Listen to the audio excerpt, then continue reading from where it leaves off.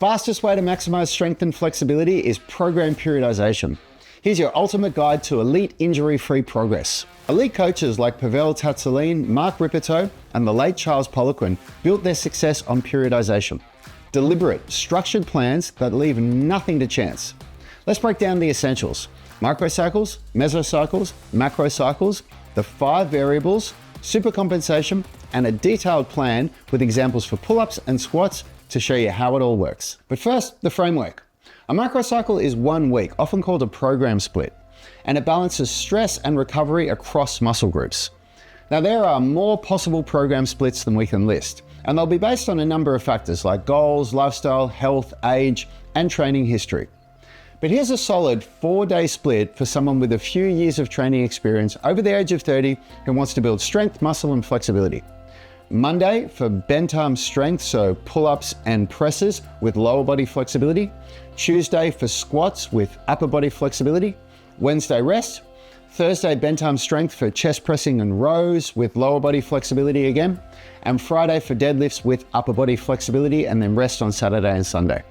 That's your microcycle, hitting key movements while avoiding overtraining. Stack 4 microcycles into a mesocycle, which is a 4-week program phase. Why 4 weeks? Your body adapts through supercompensation. A workout fatigues muscles, recovery rebuilds them stronger, peaking above baseline in 2 to 5 days. But after 4 weeks of the same stimulus, adaptation stalls and you plateau. A mesocycle or 4-week program phase changes the stimulus to keep supercompensation alive. Chain 2 to 4 mesocycles into a macrocycle, a full season for athletes or a calendar year for gym enthusiasts, building relentless progress. If you want to see how all this works in a system, I've made a great presentation for you. There's a link in the description. All right, let's dive into supercompensation. When you train like a heavy squat session, your muscles and nervous system take a hit, dropping strength temporarily. But with proper rest, nutrition, and sleep, you recover to baseline in 1 to 3 days, and then you overshoot. So your muscles rebuild stronger, ready for more load, typically within 2 to 5 days. That's the supercompensation window, where you must apply a new stimulus to capitalize on the gains. Miss it, and you'll slide back to baseline. And repeat the same stimulus for too long, and adaptation slows, usually by week 4, which stalls progress. Periodization, as Charles Poliquin emphasized in his 1988 NSCA article, he plans his mesocycles precisely to hit this window, cycling variables to keep your body adapting. Those variables are exercise selection, reps per set, sets per workout, tempo, and rest between sets. Those are your 5 levers. And Poliquin cycled reps like 10 to 12 for hypertrophy and then 5 for strength, using compounds like squats with a 3-0-1-0 tempo, so 3 seconds down, 0 second pause, 1 second up, 0 second pause, and a 90 to 120 second rest, for example. Tsatsouline shifts exercises subtly, like barbell to kettlebell presses, tweaking rest from 2 minutes to 90 seconds. Don't overhaul everything. Randomly swapping programs from different coaches creates chaos. Instead, make subtle tweaks while maintaining structural balance, which is critical. Most of us have imbalances like left to right asymmetries, or overdeveloped quads versus weak hamstrings, or weak rotator cuff compared to the pecs and lats. Rushing into heavy lifts amplifies these, risking injury. So reassess after each phase. We recommend balancing pushing with pulling to stay aligned.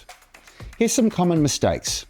Sticking to the same exercises for too long, which causes plateaus, or changing too much without a plan, disrupting progress. Each mesocycle must build on the last, tweaking 1 or 2 variables. In our unified movement system, the first macrocycle starts with a general preparation phase. So 3 4-week mesocycles to iron out imbalances and optimize technique, followed by an intensification phase where we lift 5 reps going heavy for the first time in your UMS journey. From there, we use undulating periodization, popularized by Poliquin. So we alternate between hypertrophy, say 8 to 12 reps with a 90 to 120 second rest and a 3-0-1-0 tempo, and max strength, 3 to 5 reps, 2 to 3 minutes rest, explosive tempo. Let's apply this to 2 common goals, mastering pull-ups and getting a deep, strong squat. For squats, we periodize over 4 phases to build depth, strength, and balance. So phase 1, we use a front foot elevated split squat, 10 to 12 reps per set, 3 to 5 sets based on experience. 3 for beginners to avoid overload, and 5 for more seasoned lifters. This irons out left to right imbalances as bilateral squats worsen them. And it focuses on flexibility in the ankles, knees, hips, and hip flexors without heavy backloading. Front foot elevation requires less flexibility. Then in phase 2, we move to a heel elevated split squat, 8 to 10 reps, which increases the challenge as flexibility improves. Then phase 3, we use a flat foot split squat, 8 to 10 reps again, demanding full mobility. And then phase 4, we go to a high bar barbell back squat, 5 reps for max strength once the body is balanced. Higher reps early emphasize technique, lower reps later build intensity and strength. Then we move into the supplementary exercises, designed to target the hamstrings, which are underworked in a squats, and knee stabilizers like the vastus medialis obliques or VMO. For hamstrings, we use 5 to 7 reps because they're mostly fast twitch muscle fibers. So phase 1, we do a supine fitball hamstring curl. Phase 2, we do a glute hamstring raise. In phase 3, a band-assisted Nordic hamstring curl, and then phase 4, eccentric Nordic curls.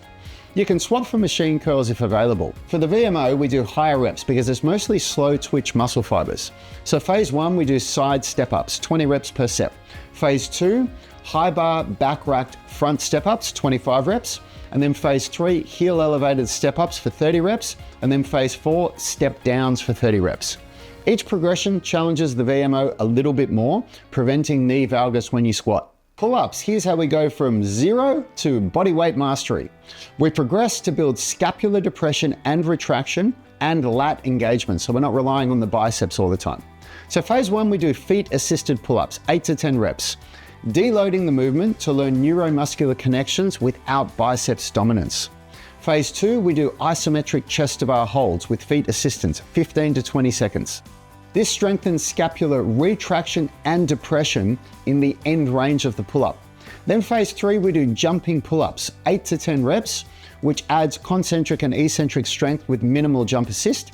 Phase 4, we do eccentric pull-ups, so 3 to 5 reps, working up to 10-second eccentrics, which bridges to full pull-ups. Because most people are 50% stronger eccentrically than concentrically, so 50% stronger on the way down of a pull-up, but you're training the exact same muscles and it builds strength, working you towards a full pull-up. When you can do 5 sets of 10-second eccentrics, you can start doing hybrid sets of full pull-ups. And you always want to pair with vertical pushing, so example shoulder presses for antagonistic strength and structural balance. Here's some example supplementary circuits for your pull-up workout, where we're doing biceps and triceps in a 1-to-1 ratio and training the external rotators of the rotator cuff. For phase 1, we do a 45-degree incline supinated grip dumbbell bicep curl. Phase 2, we move to a 60-degree incline curl. And what this does is that it strengthens the long head of the bicep in shoulder extension. Phase 3, we move to a dumbbell hammer curl, so changing to a neutral grip. Triceps progress similarly. We stay in a neutral grip and we start with a flat bench, then we move to a 15-degree incline bench and then a 30-degree incline bench, which progressively brings the shoulders further into flexion, making it a little bit more challenging with each phase. For the external rotators, phase 1, we do side lying from the hip, which isolates the humerus, makes it a little bit easier to isolate the external rotation movement pattern. Phase 2, we move to a low cable external rotation, making it a little bit more challenging with less support. Phase 3, we move to a high cable position, much less support, much more challenging, and much harder for the posterior deltoid to assist with the movement, so it really hits the rotator cuff. And then in phase 4, we move to a barbell Cuban rotation, which increases the challenge as the elbows move away from the body, and we can increase the intensity by doing a bilateral barbell lift. Track everything in your workouts: exercises, reps, sets, tempo, and rest. An app is the gold standard. It stores all your data in the cloud, you're never going to lose it, and you can access it really easily. But if you don't have one, you can use a program card as well. And I've put a link in the description where you can download ours. All right, after the general preparation phase, we can now start undulating between hypertrophy mesocycles, 8 to 10 reps per set, and strength mesocycles, 2 to 5 reps per set. This shocks the system, preventing plateaus. Program periodization is just one of the 9 tools in our unified movement system, a proven roadmap to fast, predictable strength and flexibility results. Want to discover the other 8 tools? I've made a great video for you. There's a link in the description. That's how you dominate like an athlete. Your periodization just became elite, and I'll see you in that next workout.